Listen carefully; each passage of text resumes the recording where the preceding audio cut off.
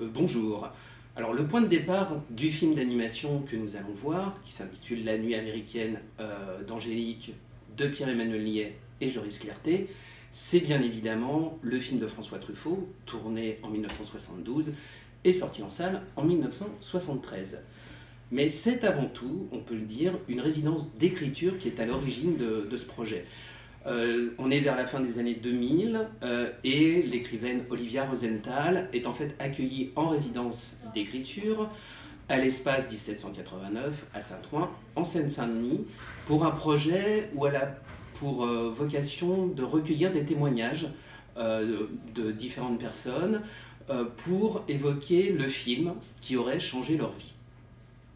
Alors, des témoins du coup vont évoquer aussi bien 12 hommes en colère, que le dernier tango à Paris, et bien évidemment La nuit américaine de François Truffaut par la voix d'une jeune femme, une certaine Angélique. Et à partir de ce matériau brut, Olivia Rosenthal va retravailler, écrire des textes qui vont mêler réflexion intime et point de vue sur le film, et de quelle manière ce film choisi, évoqué, a peut-être modifié, changé la vie de la personne.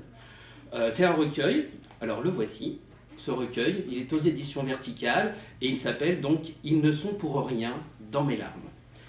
Alors rapidement, il y a un premier court-métrage de fiction qui est tourné, qui s'intitule justement « Les larmes », qui est réalisé par Laurent Larivière, produit par Senso Film. Et il s'inspire d'un texte d'Olivia Rosenthal elle-même, où en fait elle se confie autour du film qui a changé sa vie à elle, donc Les parapluies de Cherbourg de Jacques Demy. Et à partir de ce premier cours va naître une idée comme ça d'une série de films qui adapterait les différents textes de ce recueil, et son titre ce serait Les films de votre vie. Alors il va y avoir une collaboration entre Senso Film, le producteur initial, et puis Donc Voilà, qui est un producteur de films d'animation et également un studio d'animation. Et le premier film de la série qui va être réalisé, c'est justement La nuit américaine d'Angélique.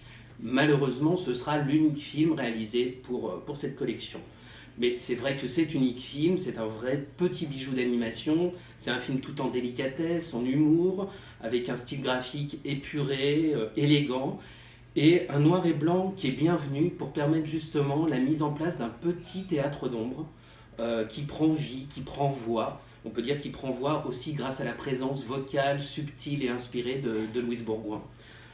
Avec La nuit américaine d'Angélique, j'aurais envie de dire pour conclure, qui est offert à chacun l'occasion de scruter sa mémoire cinématographique et finalement de se demander si les films sont plus harmonieux que la vie. Bon film.